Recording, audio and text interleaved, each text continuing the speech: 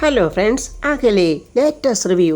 ഹൃതിക സങ്കടത്തോടെയാണെങ്കിലും നന്നായിട്ട് ഒരുങ്ങിങ്ങനെ വന്ന് നിൽക്കുക. എന്നിട്ട് രാജുവിനെ നോക്കിയിട്ട് പറയാം, ഞാൻ റെഡിയായി. അത് ഈ വരവ് കണ്ടപ്പോഴേ എനിക്ക് മനസ്സിലായി. രാജു എന്ത് പ്ലാനാണ് തയ്യാറാക്കിയിരിക്കുന്നത്, എനിക്കൊന്നും മനസ്സിലാകുന്നില്ല. എൻ്റെ ഋതു, നിനക്കിപ്പോഴും എന്നെ വിശ്വാസമായിട്ടില്ല ഇല്ലേ? എനിക്ക് ടെൻഷൻ കൊണ്ട് വയ്യ രാജു. ഒരു ടെൻഷനും വേണ്ടാന്ന് നിന്നോട് ഞാൻ എത്ര പ്രാവശ്യം പറഞ്ഞതാ. പലരും വരുന്ന ഫംഗ്ഷനാണ് രാജു. ആ അംബികയാണെങ്കിൽ എന്നെ തിന്നാൻ നടക്കുക. എനിക്ക് പറ്റിയ ഫോൾട്ട് അവരെല്ലാവരോടും പറഞ്ഞു പരത്തി എന്നെ നാണം കെടുത്തുവോന്നാണ് എൻ്റെ പേടി. രാജു വളരെ കോൺഫിഡൻസോടെ പറയുക, ഇത് കുറുപ്പിൻ്റെ ഉറപ്പല്ല, രാജു വേണുഗോപാലിൻ്റെ ഉറപ്പാണ്. നീ ഇങ്ങോട്ട് വന്ന് ഫംഗ്ഷൻ അറ്റൻഡ് ചെയ്യേ എന്നും പറഞ്ഞ് ഹൃതികയെ ചേർത്ത് പിടിച്ചിങ്ങനെ കൊണ്ടുപോവാണ് രാജു. ദീപക്കാണേ നന്ദനോട് പറയാം, ഞാൻ മറ്റൊരു ഗുഡ് ന്യൂസ് പറയാനാ വന്നത്. എന്താ ദീപു, 3 മാസങ്ങൾക്ക് ശേഷം നമ്മുടെ ഹണിമൂൺ എവിടെയാണെന്നറിയാവോ? എവിടെയാ ദീപു, ഒന്ന് ഗസ് ചെയ്യൻ്റെ നന്ദു.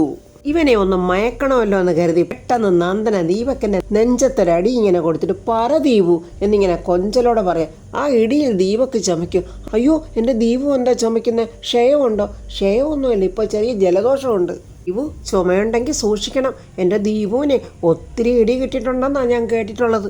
അല്ല ദീപു ഏത് മുഹൂർത്തത്തെക്കുറിച്ചാണ് പറഞ്ഞത്? ശാന്തി മുഹൂർത്തം. അയ്യോ, എനിക്ക് ആ മുഹൂർത്തത്തെക്കുറിച്ച് കേൾക്കുമ്പോഴേ എങ്ങോട്ടെങ്കിലും ഇറങ്ങി ഓടാനാ ദീപു തോന്നുന്നേ. നന്ദു, നമ്മുടെ ഹണിമൂൺ എവിടാണെന്നറിയോ? അങ്ങ് ടോക്കിയോയിലാ. ഒന്നും അറിയാത്ത ഒരു പൊട്ടിപ്പെണ്ണിനെ പോലെ നന്ദനെ അഭിനയിക്കുമോ?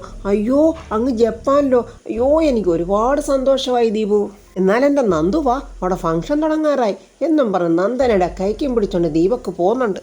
അങ്ങനെ പ്രതാപൻ്റെ വീട്ടിലെ ഹാളിലും എല്ലാം നല്ല അലങ്കാരങ്ങൾ നടത്തിയിട്ടുണ്ട്. കുറച്ച് ഗസ്റ്റുകളുണ്ട്.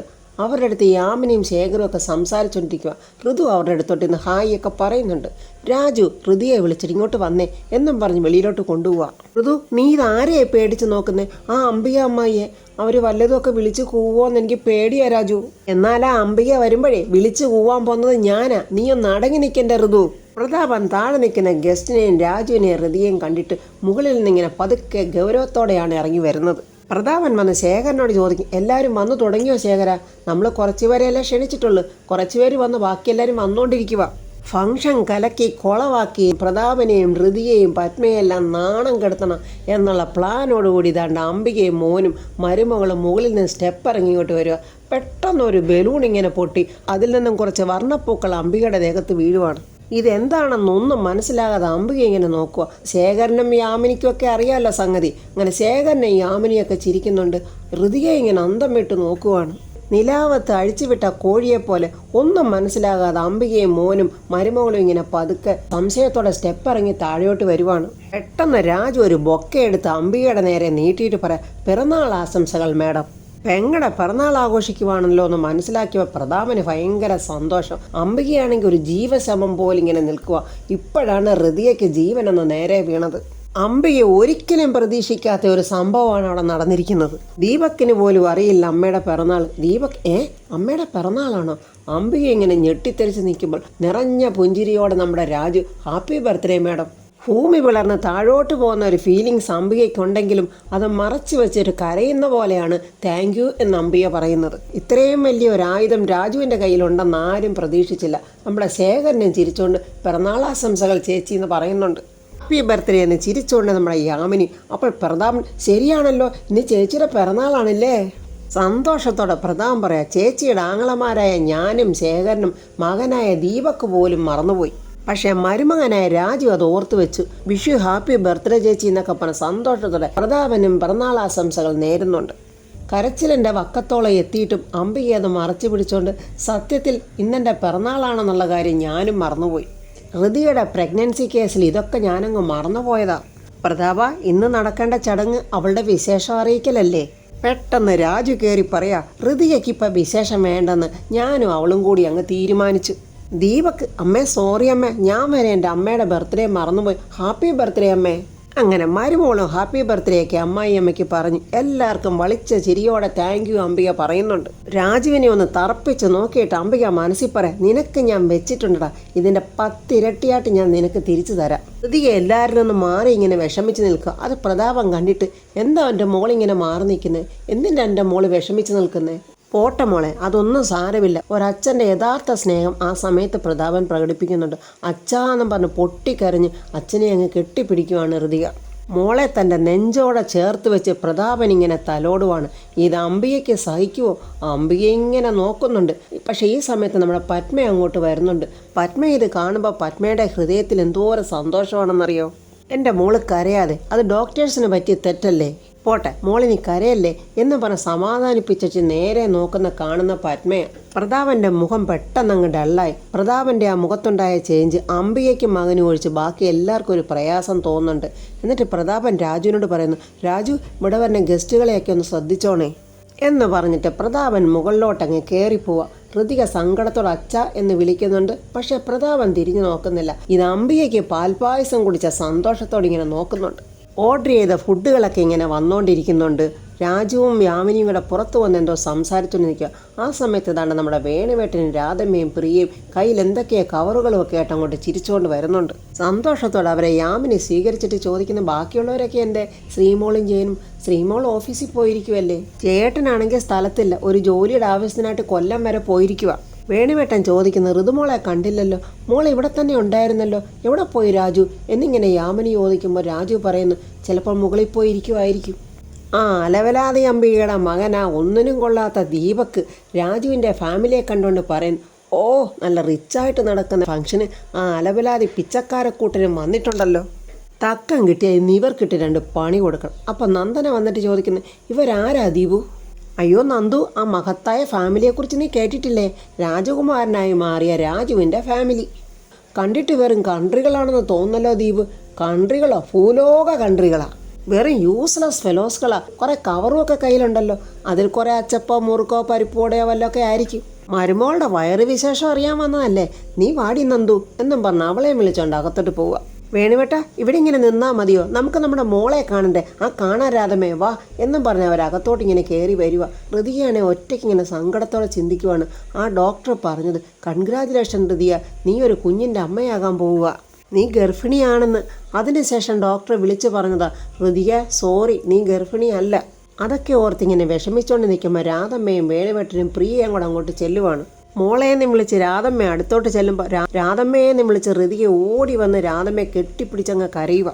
വേണുവേട്ടനും രാധമ്മയും ചോദിക്കുന്നു, മോൾ എന്തിനാ ഒറ്റയ്ക്കൂടെ വന്നിരുന്നേ, മോൾക്ക് എന്തു പറ്റി? എനിക്ക് കാര്യം പിടികിട്ടി, ഒരു ചമ്മലല്ലേ ആ ഡോക്ടർ പറഞ്ഞതോർത്ത്. അതൊന്നും സാരമില്ല മോളെ. പെട്ടെന്ന് വേണുവേട്ടൻ പോക്കറ്റിൽ നിന്ന് ഒരു ഗോൾഡിൻ്റെ ബോക്സ് എടുത്ത് കൊടുക്കുന്നുണ്ട്. രാധമ്മ അത് വാങ്ങിയിട്ട് അതിൽ നിന്നൊരു മോതിരം എടുത്ത് ഋതികയുടെ കയ്യിലിട്ട് ഇട്ട് കൊടുക്കുക. എന്തിനാ രാധമ്മ ഇതൊക്കെ ഇപ്പം? വിശേഷമുണ്ടെന്ന് അറിഞ്ഞപ്പോൾ തീരുമാനിച്ചതാ വാങ്ങിക്കണമെന്ന്. പക്ഷേ രാജി വിളിച്ച് കാര്യങ്ങളൊക്കെ പറഞ്ഞപ്പോൾ അപ്പോൾ തന്നെ ഞങ്ങൾ പോയി ഇതങ്ങ് വാങ്ങിച്ചു. എൻ്റെ മോളെ, നിനക്കൊരു തരി പൊന്നുപോലും തരാൻ ഞങ്ങൾക്ക് ഇതുവരെ പറ്റിയിട്ടില്ല. അതെന്താ രാധമ്മ അങ്ങനെ പറഞ്ഞത്? പൊന്നു തരുന്നതിലാണോ കാര്യം? വേണുവേട്ടൻ പറയാം, രാധമ്മ നീ എന്തിനാണ് ഈ വിഷമിക്കുന്നേ? നമ്മുടെ മോള് തന്നെ നമുക്ക് പൊന്നല്ലേ, പൊന്നിനെ ആരെങ്കിലും പൊന്നണിയിക്കൂടി. എൻ്റെ മോള് കഴിഞ്ഞതൊന്നും ഓർത്ത് വിഷമിക്കരുത്, തെറ്റിദ്ധാരണ കൊണ്ടുണ്ടായതല്ലേ, അല്ലാതെ ഉണ്ടായിട്ട് പോയതൊന്നും അല്ലല്ലോ. പ്രിയ പറയാ, ഋതുമോളെ ശ്രീലക്ഷ്മിയുടെ കാര്യം ഒന്ന് ഓർത്ത് നോക്കിയേ. അവൾക്ക് വിശേഷം ഉണ്ടായിട്ട് 7ാം മാസമല്ലേ അവൾക്ക് ആ കുഞ്ഞിനെ നഷ്ടപ്പെട്ടു തന്നെ പോയത്. അവളൊരു അമ്മയായി മാറിയവളാ. എന്തെല്ലാം സ്വപ്നങ്ങൾ അവൾ കണ്ടിരുന്നു, എല്ലാം ആ ദുഷ്ട തകർത്ത് കളഞ്ഞ്. അതുപോലൊന്നും അല്ലല്ലോ മോളെ ഇത്. മോള് വിഷമിക്കാതിരിക്കുക മോളെ. എല്ലാത്തിനും ഒരു സമയമില്ലേ? നമ്മുടെ സമയമല്ല ദൈവത്തിൻ്റെ സമയം. ദൈവത്തിൻ്റെ സമയത്തിന് എല്ലാം ഭംഗിയായിട്ട് ദൈവം നടത്തിത്തരും എന്നൊക്കെ പറഞ്ഞ് വേണുവേട്ടനും സമാധാനിപ്പിക്കുവാണ് ഋതുവിനെ. രാധമ്മ ചോദിക്കും, അതൊക്കെ പോട്ടെ, ഈ ചടങ്ങ് എങ്ങനെ പെട്ടെന്ന് പിറന്നാൾ ആഘോഷമായിട്ട് മാറിയത്? അതൊക്കെ രാജുവിൻ്റെ ഐഡിയ രാധമ്മേ. സത്യത്തിൽ നിന്ന് ആ പാൽക്കാരി അംബികയുടെ ബർത്ത്ഡേ തന്നെ ആയിരുന്നു. എല്ലാവരും അത് മറന്നുപോയിരുന്നു. പക്ഷേ രാജു അത് ഓർത്ത് വെച്ചിരുന്നു. എന്നെ വരുന്നവരുടെ മുന്നിലിട്ട് കളിയാക്കാനിരുന്ന അംബികയ്ക്ക് രാജു കൊടുത്തതാണ് ഈ ബർത്ത്ഡേ ഫംഗ്ഷൻ. വേണുവേട്ടൻ പറയുന്നുണ്ട്, ഇത് 8ൻ്റെ പണിയൊന്നും അല്ല, 6-8-48ൻ്റെ പണിയായിപ്പോയി. രാധമ്മ പത്മാവതിയെ കണ്ട് സംസാരിക്കുന്നുണ്ട്. കാര്യങ്ങളൊക്കെ ഞാൻ അറിഞ്ഞു. മേഡം ഇവിടെ വന്നിട്ടുണ്ടെന്ന് പിള്ളേരും വേണുവേട്ടനും പറഞ്ഞ് ഞാൻ അറിഞ്ഞു. എനിക്ക് വേണ്ടി പ്രതാപേട്ടനോട് സംസാരിച്ചതിന് വേണുവേട്ടനെ പ്രതാപേട്ടൻ വഴക്കും പറഞ്ഞു. അതൊന്നും സാരമില്ല മേഡം, നമ്മൾ എത്ര കാലമായിട്ട് കാണുന്നതാ. ഞാനും അപ്പോഴത്തെ ദേഷ്യത്തിൽ എന്തൊക്കെയോ പറഞ്ഞു. അതിന് മറുപടിയായിട്ട് പ്രതാപൻ സാറും എന്തൊക്കെയോ പറഞ്ഞു. അതൊക്കെ അവരവരുടെ ഫീലിങ്സ് അല്ലേ, അതൊക്കെ അതോടെ കഴിഞ്ഞു മേഡം. അംബികയും മോനും കൂടെ ഇങ്ങനെ നോക്കുമ്പോൾ താണ്ട രാജുവിൻ്റെ ഫാമിലിയും പത്മയൊക്കെ ഇവിടെ സംസാരിച്ചുകൊണ്ടിരിക്കുന്നു. മോനോട് പറഞ്ഞു കൊടുക്കാൻ, എടാ മോനെ പറ്റിയ അവസരം, നീ ഫോൺ എടുത്തൊന്ന് റെക്കോർഡ് ചെയ്തടാ, അവർ പറയുന്നതൊക്കെ പിടിച്ചേരെ. അങ്ങനെ ദീപക്ക് വീഡിയോയൊക്കെ പിടിക്കുന്നുണ്ട്. ഇതൊന്നും അറിയാതെ വേണുവേട്ടൻ പറയുന്നുണ്ട്, എൻ്റെ ഒരു അഭിപ്രായം പത്മാവതി മേഡം ഇനി ഇവിടുന്ന് പോകരുത്, ഇവിടെ തന്നെ നിൽക്കണം. ഇതൊക്കെ തന്നെയാണ് മോനെ എനിക്ക് വേണ്ടത്. നീ ഒന്ന് വേഗം റെക്കോർഡാക്കടാ, റെക്കോർഡാക്കിയിട്ട് പെൻഡ്രൈവിലാക്കണം കേട്ടോ. ഒരു ഉഗ്രൻ അടിയുണ്ടാക്കാനുള്ള മാറ്റർ അവരായിട്ട് തന്നെ നമുക്ക് തരും. ഇനി ഇതൊന്ന് വർക്കൗട്ടാക്കി എടുത്താൽ മതി. അതെങ്ങനെയാമേ? അതൊക്കെ ഉണ്ടടാ മോനെ, നീ ഇങ്ങോട്ട് വാ. ഇന്ന് എൻ്റെ ബർത്ത്ഡേ അല്ലേ മോനെ? ഇന്ന് നമ്മുടെ ഹോളിലിരിക്കുന്ന ടി വിയിൽ എൻ്റെ പല പല പിക്ചേഴ്സ് നീ പ്ലേ ചെയ്യണം. അതൊക്കെ ഇങ്ങനെ എല്ലാവരും കണ്ടു വരുമ്പോൾ ഓർക്കാപ്പുറത്ത് ഇതോടെ അങ്ങ് പ്ലേ ചെയ്ത് കൊടുത്തേക്കണം. അവർ പറഞ്ഞത് എന്താണെന്ന് പ്രതാപൻ അങ്ങനെ കേൾക്കട്ടെ. അമ്മേ, ഇതൊരു ഉഗ്രൻ ഐഡിയ അമ്മേ. ഇത് ഞാൻ ഏറ്റമ്മേ. അമ്മ ചെന്ന് ബാക്കി കാര്യങ്ങളൊക്കെ പോയി നോക്ക്. മോനെ പ്രതാപ, വേണുവേട്ടനും രാധമ്മയൊക്കെ വന്നിട്ട് നിന്നോട് സംസാരിക്കാതെ പത്മയോടാണല്ലോ അവരുടെ സംസാരം. അതിനെന്താ ചേച്ചി, അവർ സംസാരിക്കട്ടെ. അവരൊക്കെ തമ്മിലാണല്ലോ ഇപ്പോൾ യൂണിയൻ. ഞാനൊരു അന്യനല്ലേ ചേച്ചി എന്നും പറഞ്ഞ് പ്രതാപൻ അങ്ങ് പോയി. പ്രതാപൻ അങ്ങനെ മുകളിൽ നിന്ന് ഇറങ്ങി വരുമ്പോൾ അതാണ്ട് വേണുവേട്ടനും രാധമ്മയും ശേഖരനും യാമിനിയൊക്കെ ആയിട്ട് സംസാരിച്ചുകൊണ്ടിരിക്കുക. പ്രതാപൻ അവരെ മൈൻഡ് ചെയ്യാതെ പോകുന്ന കണ്ടുകൊണ്ട് ശേഖരൻ പെട്ടെന്ന് ചേട്ടാ താണ്ട വേണുവേട്ടനും രാധമ്മയും അവരെ മൈൻഡ് ചെയ്യാതെ പ്രതാപൻ മുന്നോട്ട് അങ്ങ് നീങ്ങുക. അപ്പോൾ താണ്ട അംബിക CM-നെ വിളിച്ചുകൊണ്ട് അങ്ങോട്ട് വരുന്നുണ്ട്. CM-നെ വളരെ ബഹുമാനത്തോടെ പ്രതാപൻ സ്വീകരിക്കുകയും ചെയ്യുന്നു. ബഹുമാനപ്പെട്ട മുഖ്യമന്ത്രിക്ക് എൻ്റെ വീട്ടിലോട്ട് സ്വാഗതം. എന്തിനാ വർമ്മ സാറേ നമ്മൾ ഇങ്ങനൊരു ഫോർമാലിറ്റി? താങ്കൾ ഒരു ചീഫ് മിനിസ്റ്ററാണ്, അതനുസരിച്ച് വേണ്ടേ പെരുമാറേണ്ടത്? രാജുവിൻ്റെ ഫാമിലിയെ പ്രതാപൻ അവഗണിച്ചത് ആർക്കും അത്രയ്ക്ക് സുഖിച്ചില്ല. യാമിനിക്കും ശേഖരനും പ്രിയയ്ക്കും ദണ്ട ഹൃതിക്കും വളരെ സങ്കടത്തോടെ നോക്കുന്നുണ്ട്. വിഷമത്തോടെ രാജു ഇതെല്ലാം നോക്കി കാണുകയും ചെയ്യുന്നു. അപ്പോഴങ്ങോട്ട് ദീപക്കും നന്ദനയും പറഞ്ഞ് വാ മക്കളെ ഇങ്ങോട്ട് എന്നും പറഞ്ഞ് അംബിക CM-നെ പരിചയപ്പെടുത്തുക. സാറേ, കഴിഞ്ഞ ആഴ്ചയാണ് എൻ്റെ മകൻ്റെ വിവാഹം. ഇതാണ് അവൻ്റെ വൈഫ് നന്ദന. ദീപക്കിൻ്റെ കല്യാണം കഴിഞ്ഞ ആഴ്ചയോ? അപ്പോൾ പണ്ടിവൻ്റെ നടന്ന കല്യാണത്തിന് ഞാനും പങ്കെടുത്തതല്ലേ? അംബികയും മോനും ചമ്മി വിളറി ഇങ്ങനെ നിൽക്കുക. അംബിക പെട്ടെന്ന് പറയാം, അതങ്ങ് ഡിവോഴ്സായി. ഇത് നമ്മുടെ അനന്തംപിള്ളയുടെ മോളാ. CM ഒരർത്ഥം വെച്ചൊരു മൂളിക്കൊണ്ട് ഓ അനന്തംപിള്ളയുടെ മോള്. ഹൃതികയെ നോക്കി പെട്ടെന്ന് CM പറയാം, മോളെന്താ അവിടെ മാറി നിൽക്കുന്നേ? ഇത്തരമൊക്കെ കാര്യങ്ങൾ വീട്ടിലുള്ളവരല്ലേ മുന്നിൽ വന്ന് നിൽക്കേണ്ടത്. ഇതിപ്പര അംബികയ്ക്കും മോനും മരുമോക്കും ഇതിൽ പര നാണക്കേട് വേറെ വല്ലതുകൊണ്ടോ? പത്മാവതി അങ്ങോട്ട് പതുക്കെ നടന്നു വരുന്നുണ്ട്. സദാശിവം പിള്ള സാറ് പത്മയും കണ്ട്. എന്നിട്ട് പറയുക, അപ്പോൾ എല്ലാവരും ഉണ്ടല്ലോ, 2 അച്ഛന്മാരും 2 അമ്മമാരും. വാസ്തവത്തിൽ ഋതുമോളെ നീ എത്ര ഭാഗ്യവതിയാ. അംബികയും മോനും പ്രതാപനും ആകെ നാണിച്ച് പെട്ടെന്ന് പ്രതാപൻ പറയാം, സാറ് വരൂ നമുക്ക് മുകളിലോട്ടിരിക്കാം എന്നും പറഞ്ഞ് ചീഫ് മിനിസ്റ്ററെ വിളിച്ചുകൊണ്ട് മുകളിലോട്ട് പോവുക. എല്ലാവരിൽ നിന്നും അകന്നു മാറി വേണുവേട്ടൻ ഇങ്ങനെ എന്തോ സങ്കടത്തോടെ നിൽക്കുക. രാധമ്മ അങ്ങോട്ട് വന്നിട്ട് ചോദിക്കും, എന്ത് പറ്റി വേണുവേട്ട? വേണുവേട്ടൻ എന്തിനാ സങ്കടപ്പെടുന്നത്? ഏയ് ഒന്നുമില്ലടി രാധമ്മേ, ഒന്നുമില്ലെന്നോ. വേണുവേട്ടൻ്റെ മുഖം കണ്ടാൽ എനിക്കറിയാമല്ലോ. എന്താ ഒരു ടെൻഷൻ? സത്യം പറ. അല്ലടി രാധമ്മേ, വർമ്മ സാറ് നമ്മളെ കണ്ടിട്ട് ഒന്നും മിണ്ടുക പോലും ചെയ്തില്ലല്ലോ. ഞാനത് പറയാതിരുന്നതാ വേണുവേട്ട, എനിക്കും അത് തോന്നി. ഞാനത് പറഞ്ഞാൽ വേണുവേട്ടന് വിഷമാവുമല്ലോ എന്ന് കരുതി പറയാതിരുന്നതാ. ചിലപ്പോഴന്നുണ്ടായ കാര്യം ഞാൻ മറന്നുപോയതുപോലെ സാറ് മറന്നു കാണത്തില്ല. വേണുവേട്ടനെ വീട്ടിൽ പോയി കാണണം, മാപ്പി ചോദിക്കണം എന്നൊക്കെ വർമ്മ സാറ് പറഞ്ഞതായിട്ട് നമ്മുടെ രാജു പറഞ്ഞല്ലോ. അങ്ങനെയാണെങ്കിൽ പിന്നെ എന്തിനാണ് ഇരാതെ നമ്മളെ കാണുമ്പോൾ മൈൻഡ് ചെയ്യാതെ മുഖമീർപ്പിച്ച് നടക്കുന്നത്? ഇവരുടെയൊക്കെ മനസ്സിലിരിക്കുന്ന എങ്ങനെ കണ്ടുപിടിക്കാനാ വേണുവേട്ട? സത്യം പറഞ്ഞാൽ വേണുവേട്ട, ഈ ഇല്ലായ്മക്കാരായ നമ്മളെപ്പോലുള്ളവർക്ക് ഇതുപോലുള്ള വലിയ ബന്ധങ്ങളൊന്നും പാടില്ല. അവർ നമ്മളെ അകറ്റി നിർത്തും, നാണം കെടേണ്ടി വരും. നീ അതോർത്ത് വിഷമിക്കാതെ രാധമ്മേ. അങ്ങേരും പണ്ട് നമ്മളെപ്പോലൊരു ഇല്ലായ്മക്കാരനായിരുന്നു. അങ്ങേർക്കങ്ങനെ കാശുകാരനാന്നുള്ള ഭാവമൊന്നുമില്ല.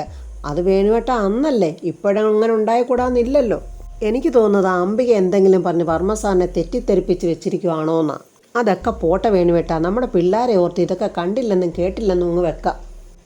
അല്ല, പ്രിയയെ കണ്ടില്ലല്ലോ, ഞാനൊന്ന് നോക്കിയിട്ട് വരട്ടെ വേണുവേട്ട എന്നും പറഞ്ഞ് രാധമ്മ ഇങ്ങനെ പ്രിയയുടെ അടുത്തിട്ട് പോയി നിൽക്കുമ്പോൾ അംബികയും മരുമകൾ നന്ദനയും ചേർന്ന് ആളുകൾ കൊണ്ടുവന്ന ഗിഫ്റ്റൊക്കെ എടുത്ത് കുപ്പയ്ക്കകത്തോട്ട് എറിയുക. നോക്കുമ്പോൾ രാധമ്മ കൊണ്ടുവന്ന ആ ബാഗിലിരിക്കുന്ന ജിലേബിയും ലഡുവും അതൊക്കെ എടുത്ത് ഇങ്ങനെ കുപ്പയിലോട്ട് വലിച്ചെറിയുവാണ്. മരുമകളോട് അംബിക പറയാം, ബന്ധക്കാർ കൊണ്ടുവന്നൊരു പലഹാരപ്പൊതി. സ്വന്തം മകളുടെ ഗർഭം കലക്കാനേ പോയിസൺ കൊടുത്തവൾ ആ രാധമ്മ. ഇതിനകത്തൊക്കെ വിഷം കലർത്തിയിട്ടില്ലെന്ന് ആര് കണ്ട്? നീ വാ മോളെ എന്നും പറഞ്ഞ് നന്ദനെ വിളിച്ചോണ്ട് പോവുക. ഇത് പ്രിയയ്ക്ക് സഹിക്കാൻ പറ്റും. ഇവളെ ഇന്ന് ഞാൻ അയ്യോ വേണ്ട മോളെ, മുഖ്യമന്ത്രി വരെ പങ്കെടുത്ത ഫംഗ്ഷന് നമ്മുടെ രാജുവിനെ ഋതുമോളെ ഓർത്ത് എൻ്റെ പൊന്നുമോളൊന്നും പോവല്ലേ, വാ ഇങ്ങോട്ട്. അങ്ങനെ കേക്ക് കട്ടിങ്ങിൻ്റെ സമയമായി. അംബികാവർമ്മയുടെ കേക്കൊക്കെ അവിടെ എടുത്തു വെച്ചിട്ടുണ്ട്. രാജു ഇങ്ങനെ അംബികയെ നോക്കുന്നു, അംബിക ദേഷ്യത്തോടെ രാജുവിനെ നോക്കുന്നു. ചുറ്റും ആൾക്കാരെല്ലാവരും ഉണ്ട്. മുകളിൽ നിന്ന് പ്രതാപനും CM-ഉം കൂടി ഇറങ്ങി വരിക. വർമ്മ സാറേ, എൻ്റെ തിരക്കൊക്കെ അറിയാമല്ലോ, ഞാനെന്നാ പൊയ്ക്കോട്ടെ. അയ്യോ അതെന്താ സാറേ അങ്ങനെ പറഞ്ഞത്? കേക്ക് കട്ടിങ്ങൊക്കെ കഴിഞ്ഞിട്ട് പോയാൽ മതി. അത് കഴിഞ്ഞിട്ട് ഫുഡൂടെ കഴിക്കണം. അയ്യോ അതെനിക്ക് പറ്റില്ല, 1 മണിക്ക് എനിക്ക് മാവേലിക്കരയിലെത്തണം. ഉച്ചയ്ക്കുള്ള ഫുഡ് മാവേലിക്ക TV-യില. സാറപ്പോൾ കൃത്യസമയത്ത് അങ്ങ് എത്തുമോ? അതൊക്കെ എന്ത് പറയാനേ, ഇതൊന്നും കൃത്യസമയത്ത് നടക്കാറില്ല. എന്തായാലും കേക്ക് കട്ടിങ് കഴിഞ്ഞിട്ട് പോയാൽ മതി. അങ്ങനെ അംബിക ഏതാണ്ട് കേക്ക് കട്ടിയെന്ന് ആളുകൾ ഹാപ്പി ബർത്ത്ഡേ പറയുന്നുണ്ട്. യാമിനി ഋതിയുടെ ചെവിയിൽ പറയുന്നുണ്ട്, അംബികയുടെ ഡോഗ് ഷോ കണ്ടോ? അംബിക അങ്ങനെ കേക്ക് കെട്ടിയത് പ്രതാപൻ്റെ വായിലോട്ട് വെച്ച് കൊടുക്കുന്നു. പ്രതാപൻ തിരിച്ച് പുന്നാര പെങ്ങളെ കൂട്ടുന്നു.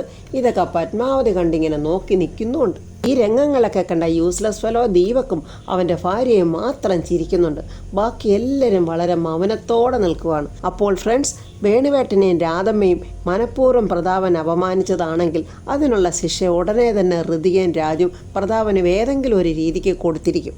കഷ്ടപ്പെട്ട് ആ പാവത്തുങ്ങൾ കൊണ്ടുവന്ന സ്വീറ്റ്സ് എല്ലാം കുപ്പയിലോട്ട് വലിച്ചെറിഞ്ഞ അംബികയ്ക്കും മരുമകൾക്കും എന്തായിരിക്കും രാജുവിൻ്റെ വക കൊടുക്കുന്ന അടുത്ത പണിഷ്മെൻറ്റ്? ഏതായാലും അംബിക വിചാരിച്ച കാര്യങ്ങളൊന്നും അവിടെ നടന്നില്ല. ഋതികയെ അവിടെ നാണം കെടുത്തണമെന്നുള്ള വിചാരിച്ച പ്ലാൻ ഒന്നും നടന്നില്ല. ഇനി അതിനുവേണ്ടി അവൾ എന്തൊക്കെയാണ് നടത്താൻ പോകുന്നതെന്നൊക്കെ നമുക്ക് അടുത്ത റിവ്യൂവിൽ കാണാം. എൻ്റെ ഈ റിവ്യൂ ഇഷ്ടപ്പെട്ടാൽ ലൈക്കും കമൻസും, സബ്സ്ക്രൈബ് ചെയ്യാത്തവർ സബ്സ്ക്രൈബ് ചെയ്യണേ.